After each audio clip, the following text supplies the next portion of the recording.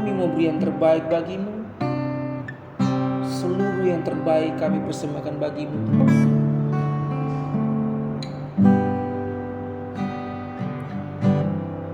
Ku beri yang terbaik bagimu. Ku relakan segalanya yang terbaik bagimu. Senap hatiku dan senap jiwaku, ku beri yang terbaik.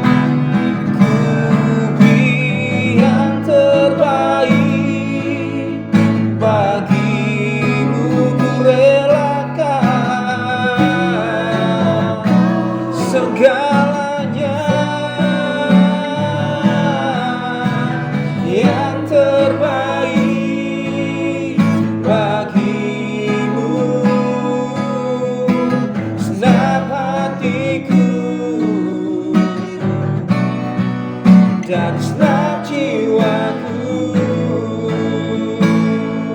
ku beri yang terbaik dan ku beri yang terbaik bagimu. Ku relakan segalanya yang terbaik bagimu.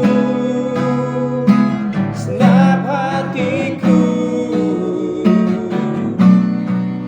dan senap jiwaku,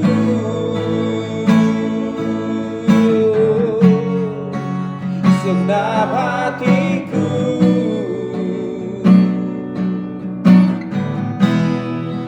dan senap jiwaku,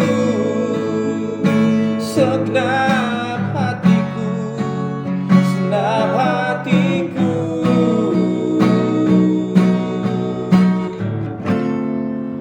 dan senap jiwaku. Hati kami yang terbaik kami persiapkan untuk benih firman-Mu, Tuhan. Hati kami yang terbaik kami persiapkan untuk setiap taburan firman-Mu, Tuhan. Biarlah lewat firman-Mu kehidupan kami bisa menghasilkan buah. Kemanapun kami pergi dan berada, kami memberitakan tentang Injil keselamatan-Mu, Tuhan, sehingga banyak jiwa bisa kami menangkan untuk kemuliaan nama-Mu, Tuhan.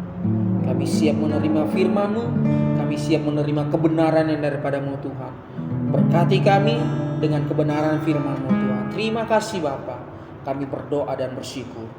Amin. Salam sejahtera bagimu jemaat Tuhan, jemaat House of Worship. Bagaimana puasanya hari ini? Makin semangat ya tentunya ya. Beberapa hari kemarin dalam sebuah percakapan saya sampaikan kepada Saudari Jian bahwa tidak terasa ternyata sudah memasuki hari-hari terakhir untuk puasa. Saya makin bersemangat karena merasakan dampak dari puasa yang sama-sama kita lakukan. Selain saya makin langsing tentunya, saya bisa belajar banyak hal dari Roh Kudus yang berbicara lewat Alkitab yang saya baca tiap hari ya. Saya percaya Bapak Ibu juga bisa merasakan hal yang sama. Amin ya. Baik Bapak Ibu, saat ini saya akan sharing tentang heredity, di mana nilai yang satu ini begitu amat penting karena mengharuskan kita untuk mempersiapkan sebuah generasi yang berintegritas tinggi sehingga dapat menuntaskan panggilan dan kehendak Tuhan bagi generasi kita ke depan. Ya.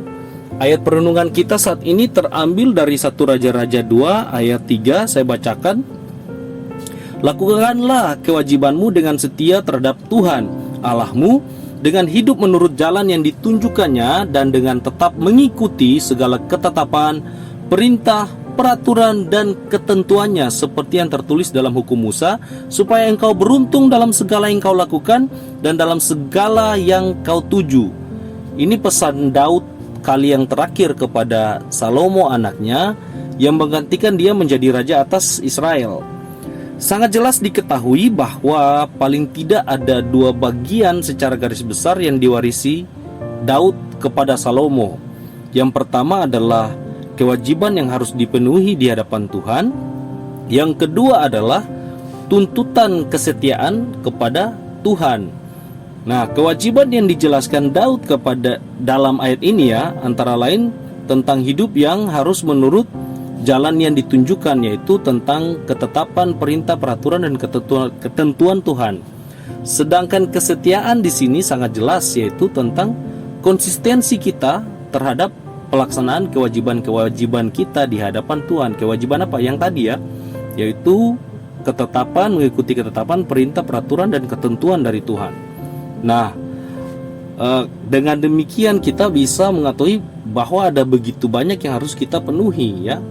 Dan hal ini membawa banyak sekali perdebatan tentang kewajiban-kewajiban yang harus kita laksanakan di hadapan Tuhan.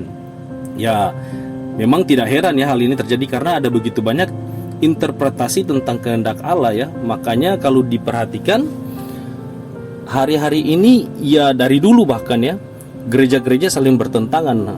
Masalah baptisan saja dipertentangkan sampai hari ini ya. Masalah cara puasa, masalah cara memberi persembahan dan lain sebagainya dipertentangkan. Nah, pagi hari ini saya tadi sharing ayat firman Tuhan perenungan pagi saya di grup pastoral ya, yang terdapat dalam Yeskiel 14 ayat 14, berbunyi, biarpun di tengah-tengahnya berada ketiga orang ini, yaitu Nuh, Daniel, dan Ayub, mereka akan menyelamatkan hanya nyawanya sendiri karena kebenaran mereka. Demikianlah firman Tuhan Allah. Nah, ini cerita tentang Israel yang akan dihukum Tuhan, dan Tuhan berkata kepada Nabi Yeskiel bahwa meskipun ada tiga orang, yaitu Nuh, Daniel, dan Ayub, kebenaran mereka hanya mengerjakan keselamatan bagi nyawa mereka sendiri.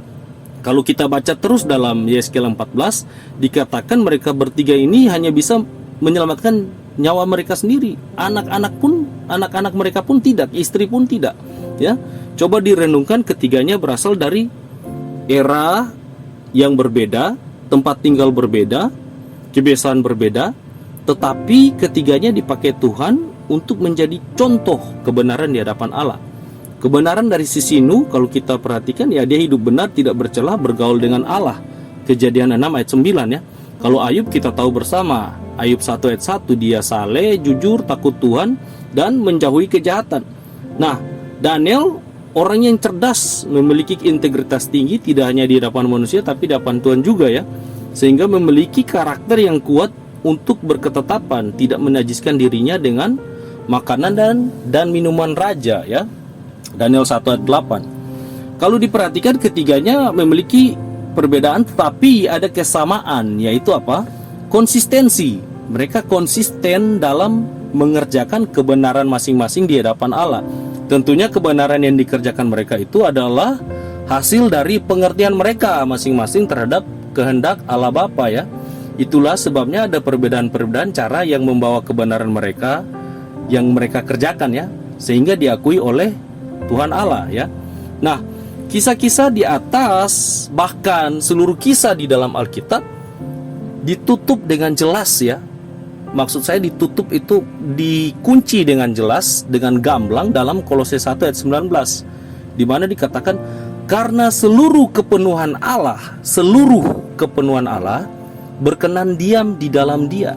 Jadi semua hal-hal yang dikerjakan oleh Nuh, Abraham, Ishak, Yakub, dan segala contoh-contoh kisah-kisah dalam Alkitab itu kepenuhannya itu di dalam Tuhan Yesus ya.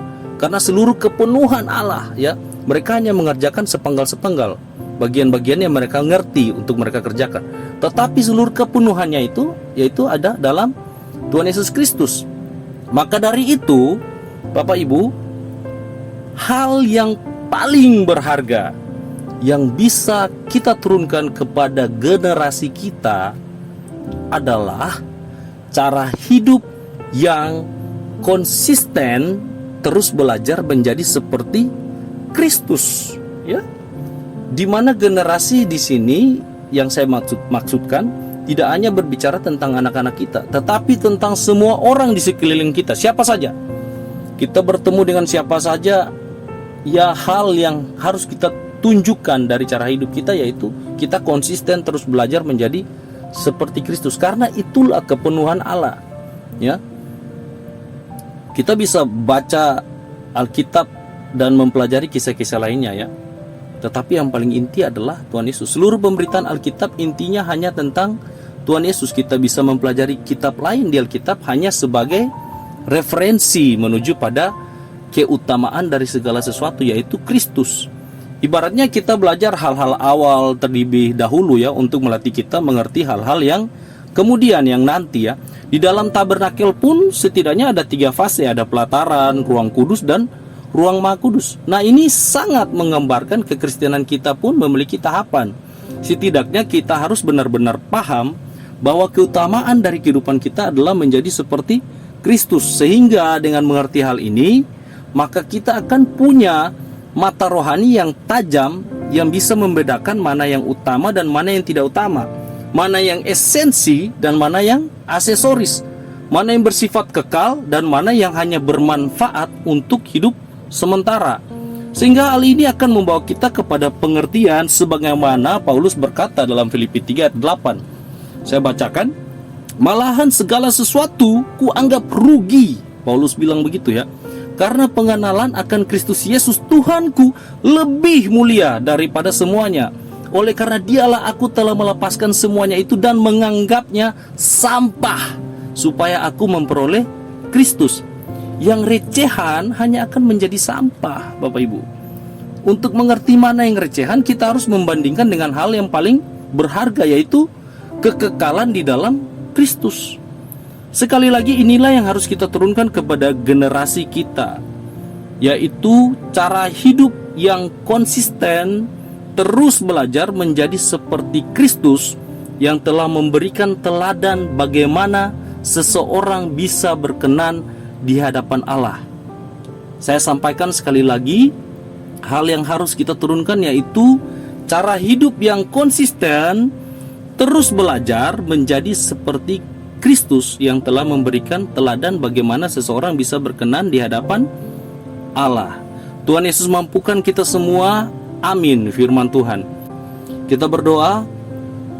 Bapa yang baik, Bapa yang kami sembah dalam Kristus Yesus Tuhan kami, biarlah Engkau terus menuntun kami, sehingga hari lepas hari kami bisa belajar menjadi sama seperti Tuhan Yesus. Tuhan mampukan di dalam nama Tuhan Yesus Kristus kami berdoa. Amin.